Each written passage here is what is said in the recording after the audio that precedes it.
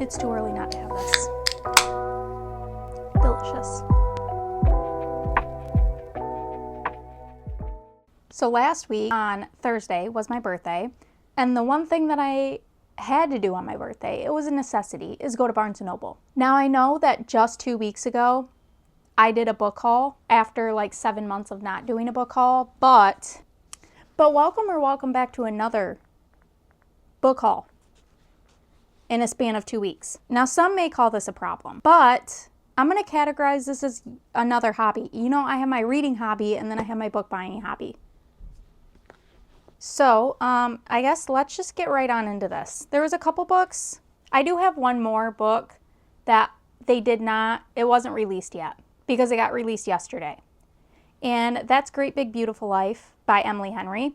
That one I did order yesterday. It's going to be here in a couple days. So with that one, it says, 2 writers compete for the chance to tell the larger-than-life story of a woman with more than a couple of plot twists up her sleeve in this dazzling and sweeping new novel from Emily Henry. Alice Scott is an eternal optimist, still dreaming of her big writing break. Hayden Anderson is a Pulitzer Prize-winning human thundercloud, and they're both on balmy Little Crescent Island for the same reason, to write the biography of a woman no one has seen in years, or at least to meet with the octogenarian who claims to be the Margaret Ives. Tragic heiress, former tabloid princess, and daughter of one of the most storied and scandalous families of the 20th century. When Margaret invites them both for a 1-month trial period, after which she'll choose the person who will tell her story, there are 3 things keeping Alice's head in the game.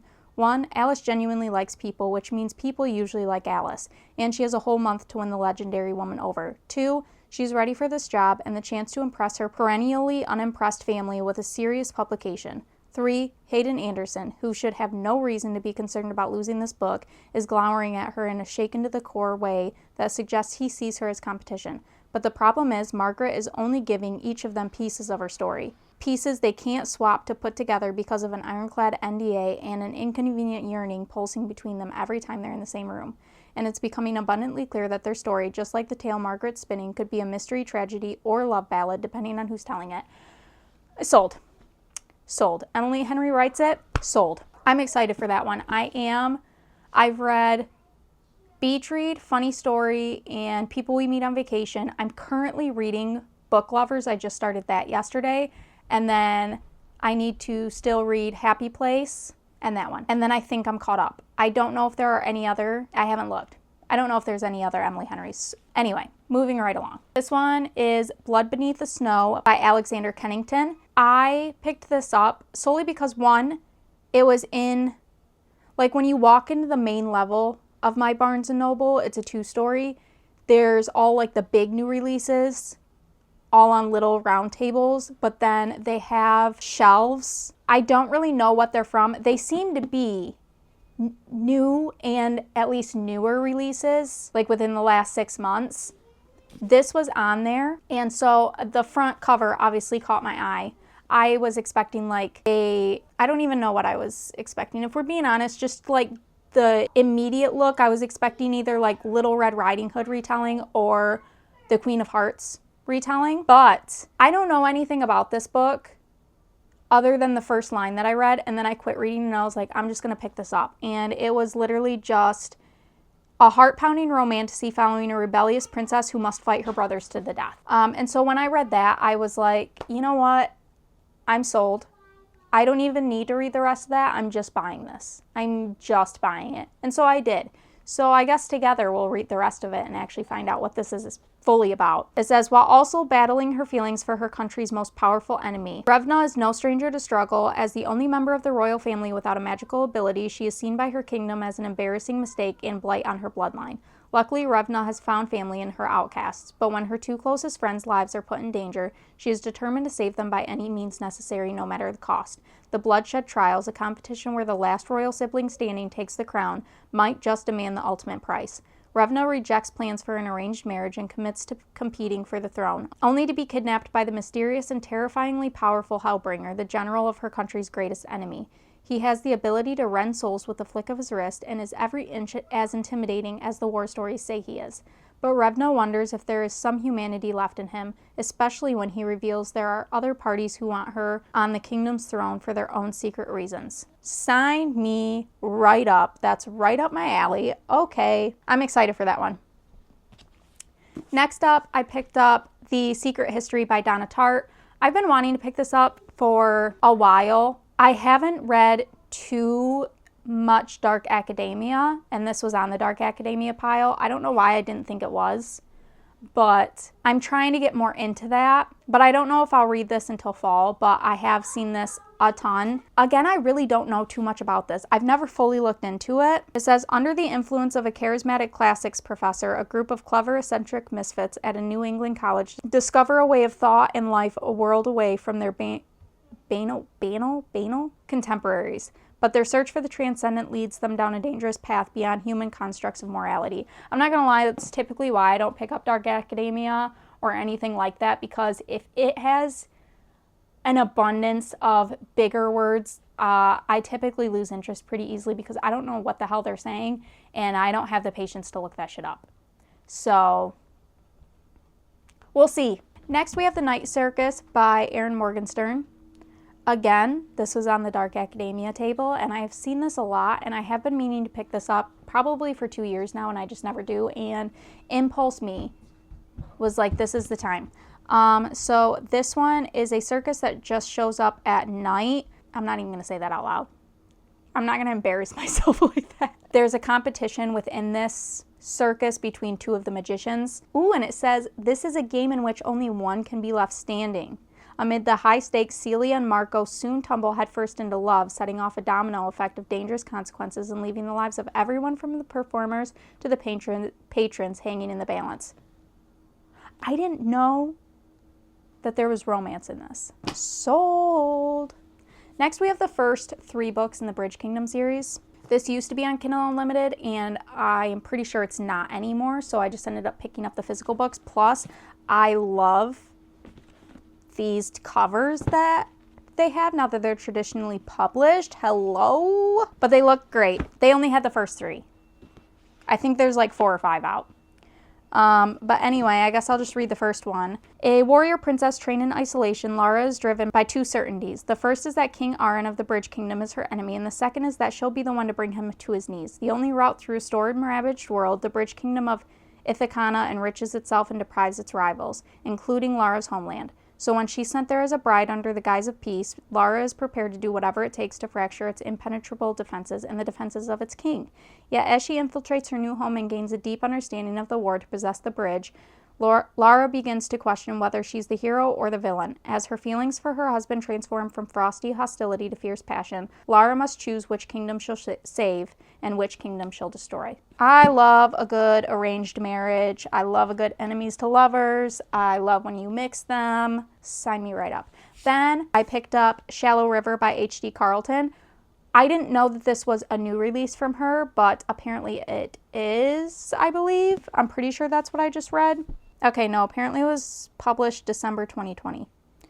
Interesting. I don't know where I saw that. I could have swore I saw like a new releases thing and this was under it. A whole lot of trigger warnings in this. It wouldn't be an H.D. Carlton book if it didn't have 50 million trigger warnings, so please check those before picking this up because all of her stuff is extremely dark. I know nothing about this. And the thing is I liked the cat and mouse duet, but I didn't love it. I was very indifferent towards it. I think I gave it like one of them like 3.5 stars and the other 4, but honestly, I don't even know if I would truly give it a 4. It's not that I disliked when I was reading it. It's just I don't really think about them at all since reading them. And I never have the urge to go back and read them. When River McAllister escaped from Shallow Hill, she left her innocence behind and some of her sanity too. Now she's rebuilding her life with her dream man, and life couldn't be better. Ryan Fitzgerald is everything you'd want in a man, attractive, rich, and aspiring lawyer, and would do anything to keep River. But that's not the only thing that attracts her. It's his attentiveness, his possessiveness, maybe not so much his temper. When her relationship takes a dark turn, Ryan's estranged brother, Mako,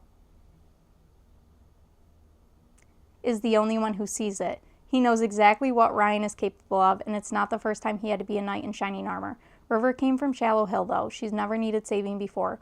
What Mako doesn't see is that River is perfectly capable of taking care of herself. The only one who should be scared is Ryan. Okay. Next up is Fathom Folk by Eliza Chan. This one was in my 2024 releases video that I wanted to read, and then I never got to it. But I did pick it up. So this one is the one where it's kind of like a dystopian setting where people now live in a flooded city, so they're living at like the top of the skyscrapers. And the Fathom folk, which are the sirens, sea witches, kelpies, kappas, and they live in the polluted water. Our main character is a half-siren, Myra, and it says promotion to captain of the border guard means an opportunity to help her downtrodden people. But as if earning the trust and respect of her human colleagues wasn't hard enough, everything Myra has worked toward is put in jeopardy when Nami, a know-it-all water dragon and Fathom folk princess, is exiled to the city under Myra's watch.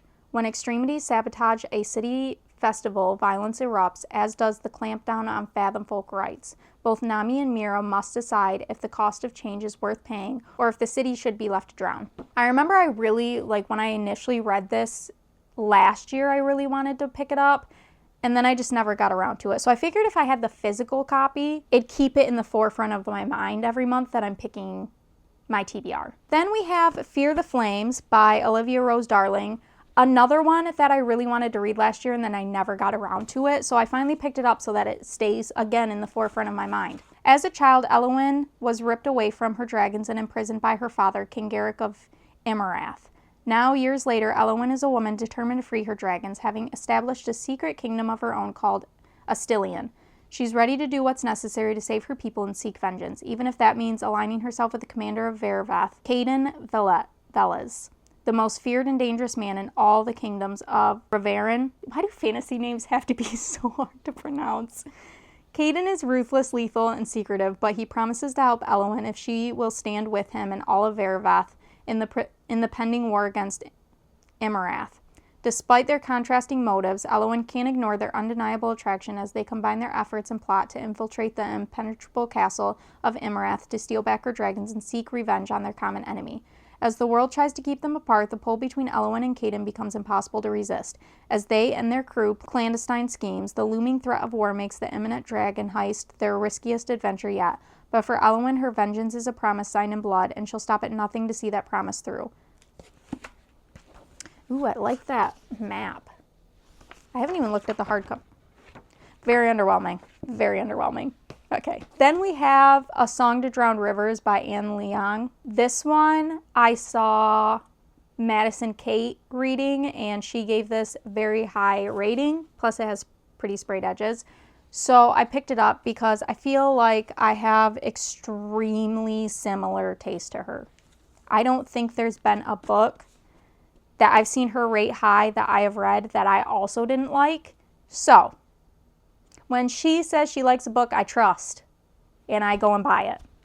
So with that being said, I picked this up. Her beauty is seen as a blessing to the villagers of Yu, convinced that the best fate for a girl is to marry well and support her family. When she draws the attention of the famous young military advisor Fanli, he presents her with a rare opportunity to use her beauty as a weapon, one that could topple the rival neighboring kingdom of Wu, improve the lives of her people, and avenge her sister's murder. All she has to do is infiltrate the enemy palace as a spy, seduce their immoral king, and weaken them from within. I'm already sold. Trained by Fanli is everything from classical instruments to concealing emotion. She hones her beauty into the perfect blade, but she knows Fanli can see through every deception she masters, the attraction between them burning away any falsehoods. Once inside the enemy palace, she finds herself under the hungry gaze of the king's advisor, while the king himself shows her great affection. Despite his gentleness, a brutality lurks, and she knows she can never let her guard down. But the higher she climbs in the Wu court, the farther she and Fanli have to fall, and if she is unmasked as a traitor, she will bring both kingdoms down.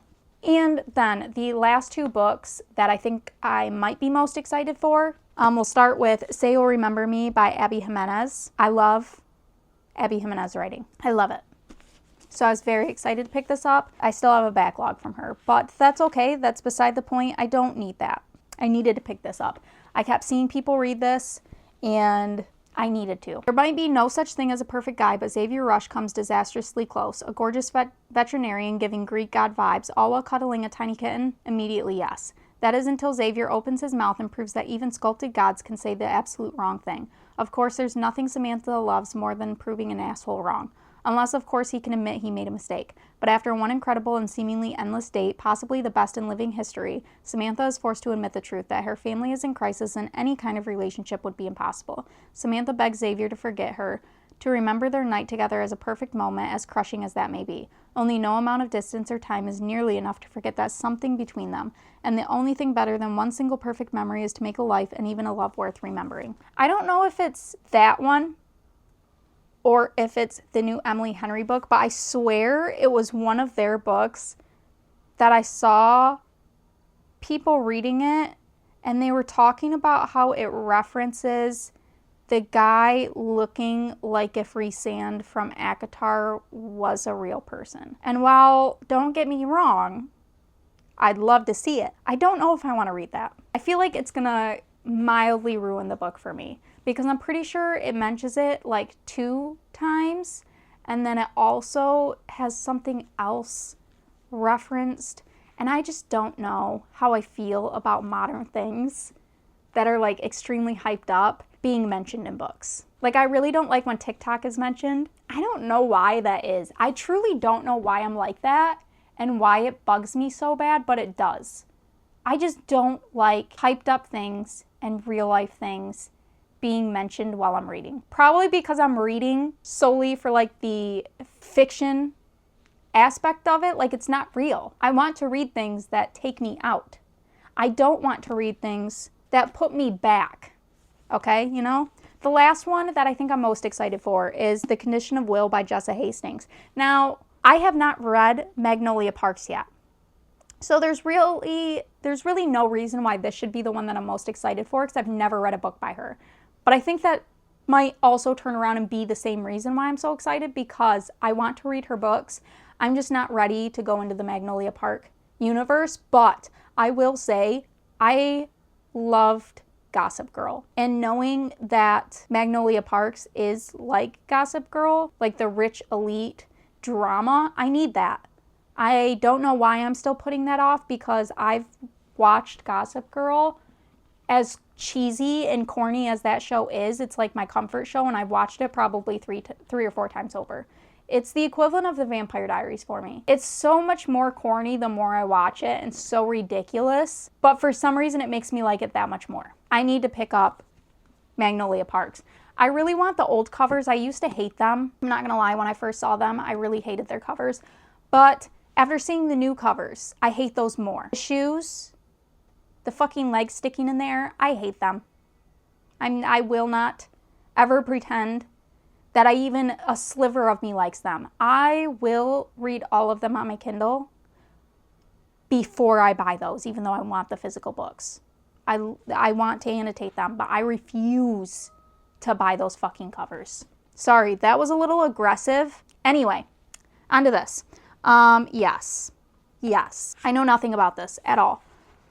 Not even remotely. I didn't even bother reading the synopsis of this, and I've barely even seen any videos of it. I watched like 2 reading vlogs of people reading this, but I didn't even hear what I just saw them crying during it and talking about how much they liked it. I don't know anything about this, so this could have been a bad idea. Maybe I won't like this. I don't know.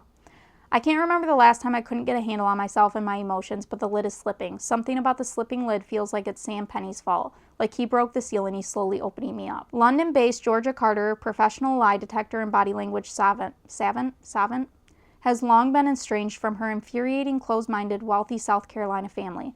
After falling out years ago, the chasm runs deep between the black sheep, Georgia and her gay alcoholic brother and their parents and elder siblings. But when their father dies suddenly, Georgia returns to the state for the funeral, where she comes face to face with Sam Penny, her brother's AA sponsor. Amid the tensions, dramas, and revelations of the family reunion, Georgia and Sam are instantly drawn to each other. However, Georgia's brother also harbors feelings for Sam, and the last thing Georgia wants to do is hurt the only family she's ever really had.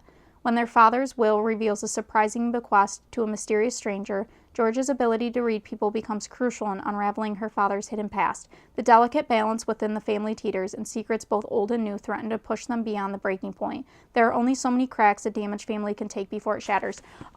Hello? I think that I'm going to stop reading Book Lovers and pick this up. Yeah, I'm going to. This is going to be the book that I read right now. And this may spiral me into picking up Magnolia Parks. Also, I saw that Daughter of No Worlds is getting traditionally published and they're changing the covers. And I was like, you know what? I kind of want the indie covers because I really like them. I went to go buy them. One, Amazon doesn't have any. It says that they'll be available to ship in like X amount of months. But I know what that means, Amazon. I know what you're saying. You're saying that you're going to send me the new covers when they get released. I don't even want them. I don't even know what they look like. So I was like, you know what? I'll go on to Pango Books. $50 to $150 per copy is what people are selling them for. $50 for the paperback, which is like $25 on Amazon, or like up to $150 for the hardcovers. I don't want them that bad. I do not want them that bad. I'll just read them on my Kindle. It's just I know Carissa Broadbent's writing. I love her writing, so I know that I'll love that series. But I guess I'll wait and see what the new covers end up looking like. Maybe they'll be cute. There's potential there. Fantasy has the potential to actually get cuter covers than the indie published ones.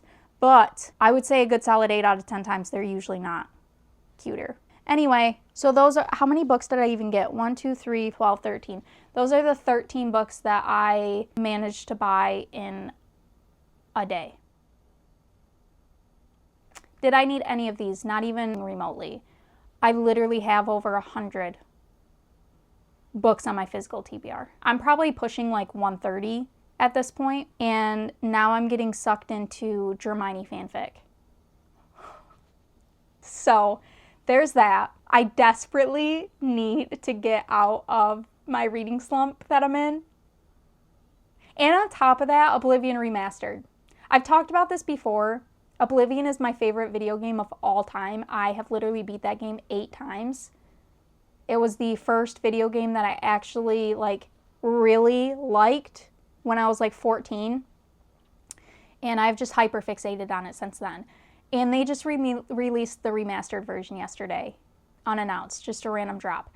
And for that, your timing is terrible, Bethesda. Your timing is fucking terrible, because I need to read. I'm trying to finish a reading vlog.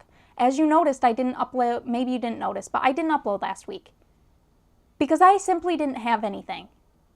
I'm still currently in a reading slump. I want to read, but every time I sit down to read, I don't want to read.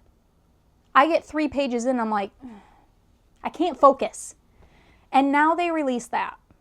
And now that's all I want to do. Anyway, I think this one has the very strong potential to get me sucked into this book and actually make me want to read. And it has the potential to be a 5-star, I think. I shouldn't say that. I've never read anything by Jessica Hastings, so I have no clue if I like her writing or not.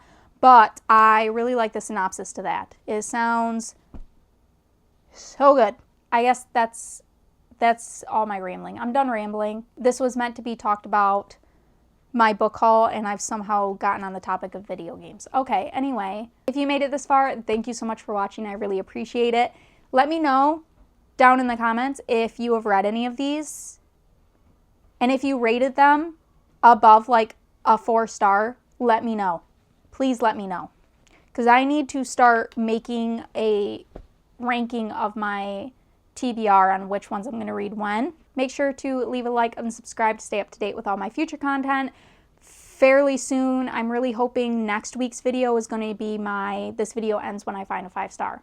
Really hoping that I'm done with that by then. I'm going on 2 weeks worth of making this video. I think I've read probably 4 or 5 books for that video at this point. Still not there yet. Anyway, I'm hoping that's soon. Thanks for watching. I hope to see you in my future videos. Bye!